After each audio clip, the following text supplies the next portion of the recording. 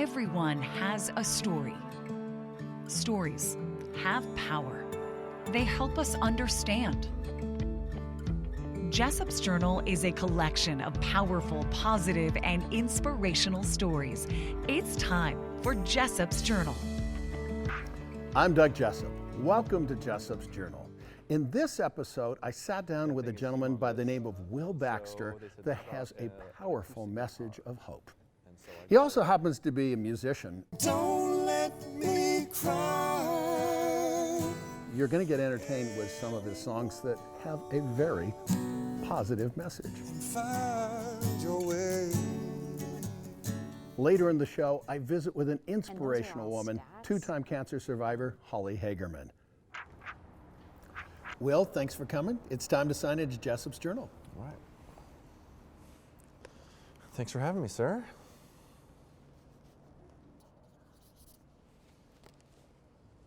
So tell me about this music thing that you've got going on. We have an incredible group called the Will Baxter Band. Gosh, original name, huh? Baxter's my middle name, actually, so a little okay. off the Okay, cuff. okay, I'll give you it. We're an organ trio. Bass organ is this guy Adam Fifield. Drummer Wachira Waigwastone. Say that 3 times fast, right? What was the name again? Wachira Waigwastone. I like that. Okay. Out of Ogden, Ogden's own. Okay. And we all live here. We met almost 10 years ago. Really? We've been going strong for about 8 years playing, and we just love making music together. Do you have a day gig? I don't, That's ballsy. but I did, Okay. and that was a big step, and it took a lot of courage to quit my full-time 40-hour-a-week job to focus on getting gigs, writing the music, producing the music, recording it, making all the social media crap you have to do. So you've been playing the guitar for how long? Oh, probably over 20 years now. Whoa. Yeah. Okay. What caused you to pick that instrument? I wanted to play the stand-up bass. Oh, really? I saw a jazz combo, Okay, and I gotcha. thought, wow, this instrument is huge, and the presence is just incredible. And my parents said, not a chance. Okay. That thing is humongous. And so they said, how about an acoustic guitar? Okay. And so I just started mowing lawns, all summer and saving up my nickels. And I think I bought my first guitar with my savings when I was 14 or 15. Oh, wow. Very Yeah. cool. And I still have the second guitar I bought, and it means a lot. Really? There's some time you spend with something like that, and you develop a relationship. This is definitely far and above the best guitar I've played, and so it's nice to see that progression. Well, talking about, when you get into a relationship, it seems to me, maybe I'm wrong, but it seems like a lot of your music is based on relationships. Yeah. Okay, so you don't, the cool thing I really liked about your music is you're not doing, I guess you could do covers, but you do your own stuff. And you write things, and there was this one song that I heard called I Need You. Okay? There's got to be a story behind that one. There probably is. Okay, yeah. Come on, dish. I had a partner, Okay. and we were going on 7 or 8 years, and she went to the U up here and grad school, and she got a great job in Montana. Oh. And her career took her there. My career is here, my family's here, and it caused some distance, and so the first line of that song, it's been 4 long weeks just waiting by the phone, It's gonna be a hot, hot spring for waking up alone. And that was just my personal experience of going through that and needing her and just that kind of longing, Right. So there's this one song, I'm going to put you on the spot and do a little command performance here, called You and I. Where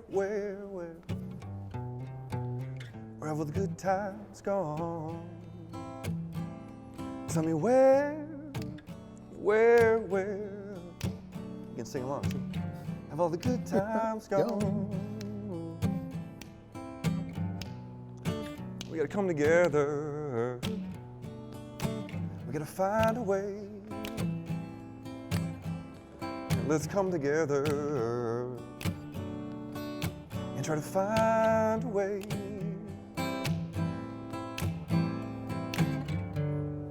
to make tomorrow better than today. To make tomorrow better than today. So much hatred and violence and killing on the streets all across the world. Good people with nothing, no food to eat, no. So let's come together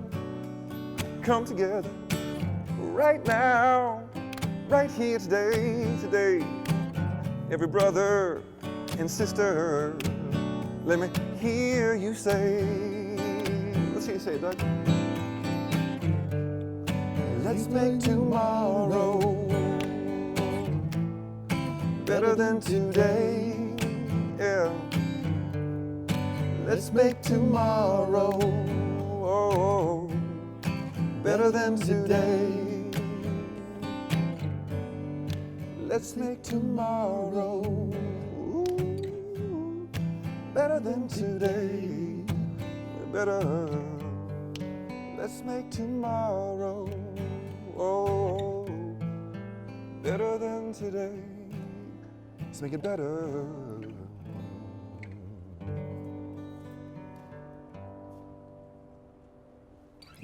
You and I.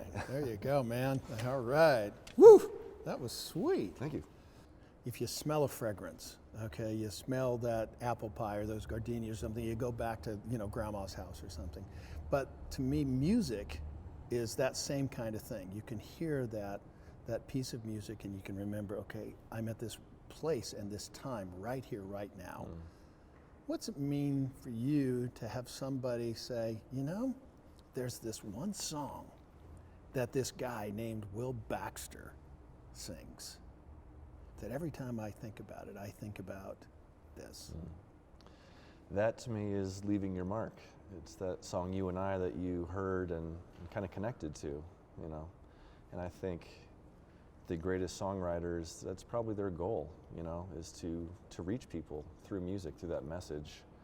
And I love to leave a mark of a positive message, of togetherness and gratitude and humility, and that we can rise above all this and come out better on the other side. And if I can leave my mark through these songs, through music, then that's my greatest dream come true. Wow. Well, thank you very much for coming on to Thanks, I really Jessop's appreciate Journal. it. One of my favorite inspirational quotes is from a woman by the name of Audrey Hepburn. She said, "To plant a garden is to believe in tomorrow."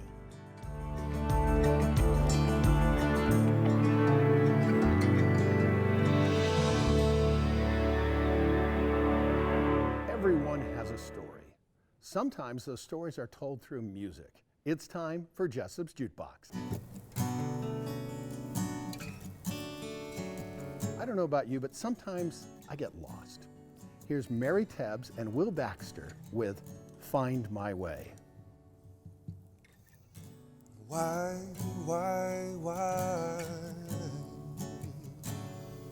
all this sorrow?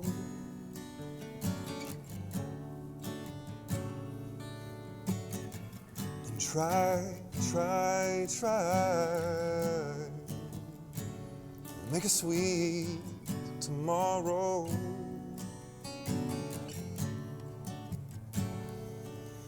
I'm just trying to find my way.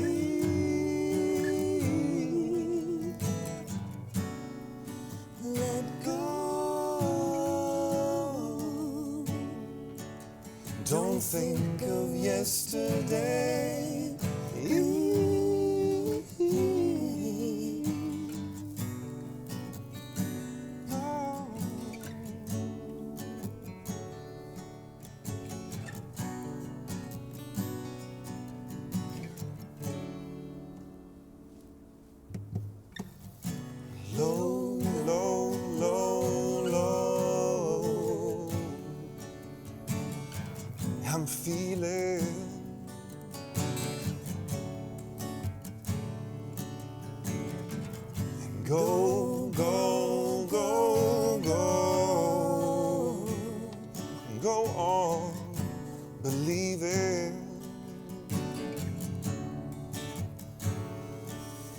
I'm just trying to find my way.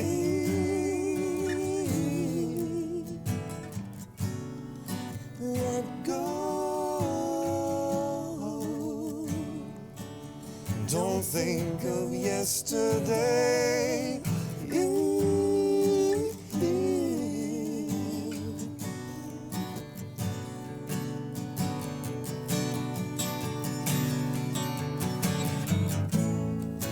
When the world's gone crazy,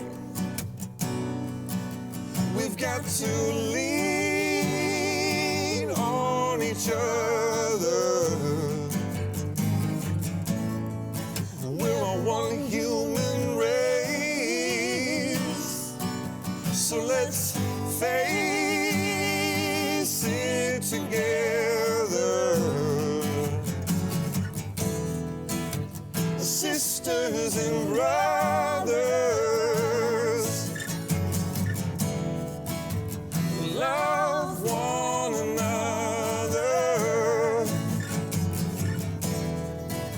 Sisters and brothers, ooh, love one another and find your way.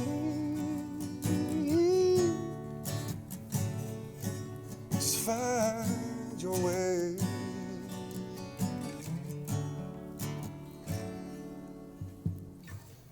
And live, live, live, live. Rise above it. Rise. Give, give, give, give. Try to love it, love. Don't think of yesterday.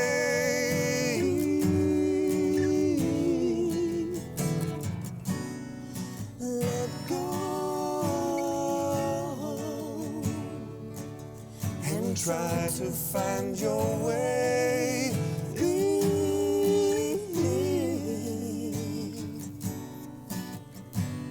Find your way and find your way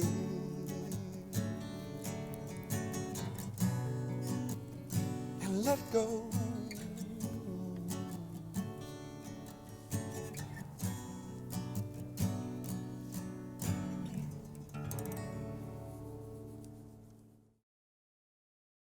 I've been called the TV hat man.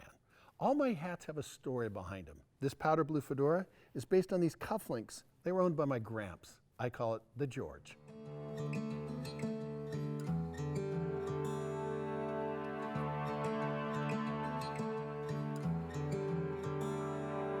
Real men wear pink. In this story, I met with an inspirational founder of a fundraising event called Pink Park City. Two-time cancer survivor, Holly Hagerman. Holly, it's time to sign into Jessop's journal. Great.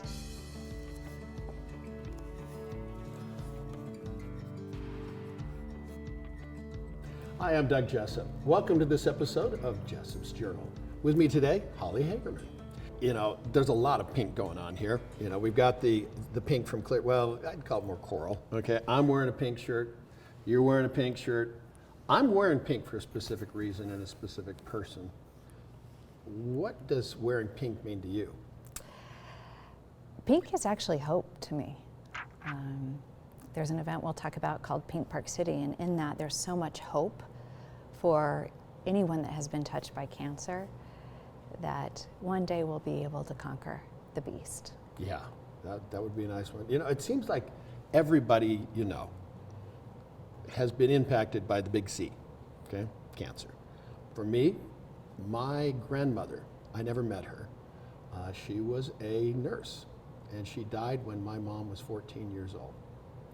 But she wrote stuff down and gave an accounting so I would know who she was. And I'm grateful. So thanks, Grandma Florence. What's your C story? Well, first of all, you're right. Everyone has been touched by cancer. I mean, the statistics right now, they're saying, this year alone, in 2021, 1.9 million people will be diagnosed with cancer. Really? In Utah, 9 people a day will die from cancer in 2021. And those are all stats, but it got real for me in 2015 when I was diagnosed with breast cancer. And that took me on a journey. I bet. And an adventure. And it actually came back the following year. So today, though, I'm healthy and stronger than ever. A virtual fist bump.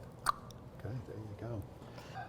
It's kind of an interesting, sensitive topic sometimes, and men get breast cancer. Believe it or not, people don't know that. Men do get breast cancer too, but not nearly as many. How did you know? Was there signs or what happened? You know what? I didn't know a lot about cancer. I wasn't very aware of all of the signs, but one day I just knew something was different with my body, and I immediately went to check it out. Mm-hmm. So it was just being aware of any body changes and being aware of things that weren't there before. So what advice would you give to other women, or for that matter anybody, when it comes to cancer? The most important thing to remember is just a healthy lifestyle. Mm-hmm. That's going to help. And then also make certain that you are staying on top of all of your regular checks, whether it be the colonoscopy or the mammogram, and make sure that, again, you're very aware of any changes in your body or in your health. To me, people are more than just their diagnosis. It's like, people that have autism, they're not autistic. They have autism. Now, granted, I realize that I'm being very, very particular, but you are a breast cancer survivor, but it doesn't define who you are. No. What does define you? I think what defines me is how I acted when I was dealing with this diagnosis. So, I chose to live a life that was full of joy. I chose to grasp for every positive I could find. I chose to really live in gratitude for every step I could take the minute I had that diagnosis. You're a member of a club that nobody wants to be in. Is there any particular friends in your club, if you will, that stand out? After I went through the surgeries and the treatment, my husband and I decided that we should celebrate and go try skiing in Colorado. I don't know why we would want to leave Utah, but let's go try there. And we literally stumbled upon an event called Pink Veil. And it has been going on for 10 years, we learned, and it was a fundraiser for a local cancer center in Colorado. So I called a very dear friend of mine, Sarah, who lived in Colorado, and when she heard I was in town and celebrating this recovery, she drove out to Vail, and the two of us participated with thousands of other people who had been touched by cancer. And we had the race bibs on, and Sarah put my name on her race bib that she was participating in support of me. And Sarah and I developed a very close friendship over years of running together. We backpacked together, and she and her husband had visited us quite a bit. The following year, Sarah was diagnosed with the exact same cancer. Oh dear. And my cancer had also come back. And so I didn't want to miss this event in Colorado. And the two of us were going through some pretty serious treatment. So we couldn't really ski, but we were on the hill. We were at the lodge, just lying there in the sun. And we just got goosebumps from being a part of what seemed like a bigger community. We felt part of something. And also, we were partners in crime. We were both fighting something. Yeah. And it was at that point that I thought, you know what, this needs to come to Utah. This is silly that we don't have an event on our beautiful mountains. And so I started thinking what we could do, and I got together with another friend, Diane, who had also had her own cancer journey, and we both approached Huntsman Foundation And immediately they were on board. Park City Mountain Resort was on board, and Pink Park City was born, the world's largest ski day to conquer cancer. Largest? Largest. Wow. So in 2018, Sarah came out to join us for the first Pink Park City, and our team grew a little bit at this point. We were both in remission, and that day on the hill, I was filled with so much emotion that we were out here raising money for cancer research. We were out here representing all cancers. And at the top of the hill, before the final parade of everyone participating, Sarah and I shared a hug, and we were just bawling that we had both survived and that we were able to bring hope and camaraderie to this community of people that have been touched by cancer. In our first year, we raised $80,000 for cancer research. Well done. And the following year, we more than doubled that. And our team changed. We changed our name to Team Sarah. And that was because Sarah's cancer had returned and it had metastasized, and she was given less than a year to live. And friends and family from all over the country flew in for this event to support Sarah, because as a friend you feel a little bit helpless. What can I do to support a friend? And Sarah was having a hard time. She was struggling at this point, and her number one goal was to be on top of that hill, whether it meant ski patrol was going to take her in a toboggan. So our team had gone from teeny little pink veil of 4 of us to we had 38 people on our team ski for Sarah. And we raised close to $18,000 alone just as our team. And it's something that really changed how I looked at cancer and the effect it had on others, but also the empowering feeling you get from friends and community. And Sarah did pass away just over a year ago, and I'm determined to carry on this fight to try and raise money for cancer research. So, a very long story, but that's where friendship came in. And if friends count for anything, in terms of fighting anything, especially cancer, you've got a leg up. Yeah. How do you want to leave your mark? You know, the one word that comes to mind is hope. If I were to talk to anybody who's been touched by cancer or had cancer, I just want them to have hope. I want them to see that they can live life full of joy, full of gratitude, and that if we keep supporting cancer research, there is hope that one day we're not going to need pink anymore. Nice color, but it'd be nice to have it represent something else. Exactly. I hear you. Holly, thanks for coming on Jessop's Journal. Thank you. And again, thank you so much for sharing your story of hope. Here's the thing I want people to remember. Stories have power. They help us understand each other. With another entry into Jessop's Journal and Holly Hagerman, I'm Doug Jessop.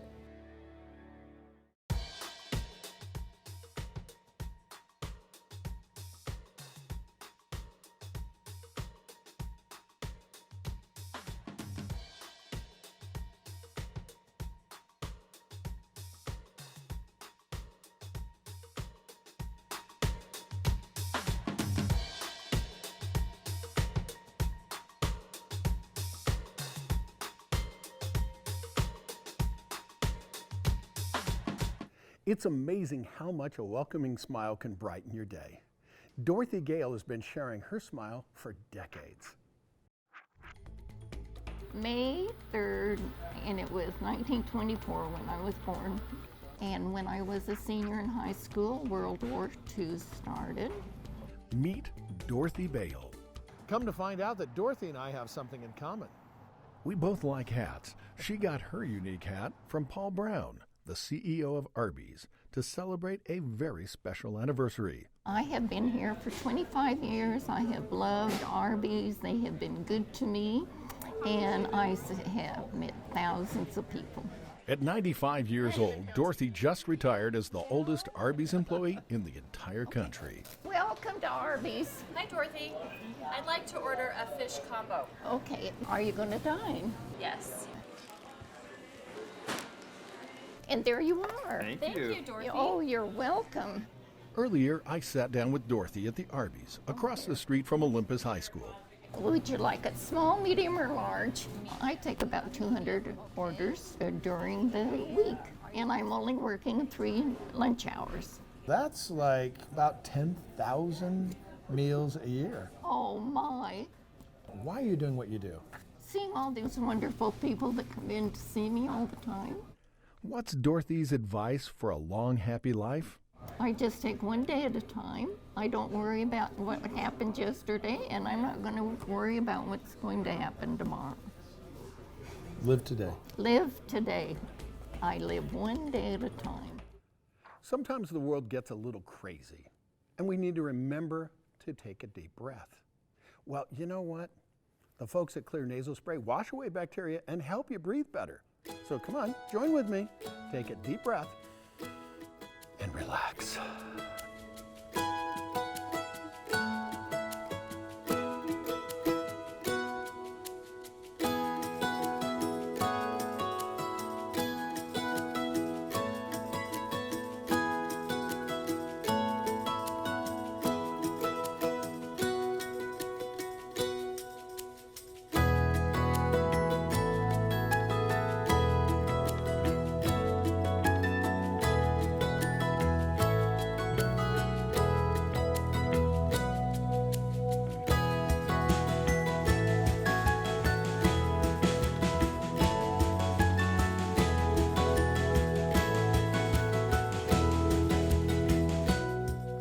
Thanks for watching this episode of Jessop's Journal.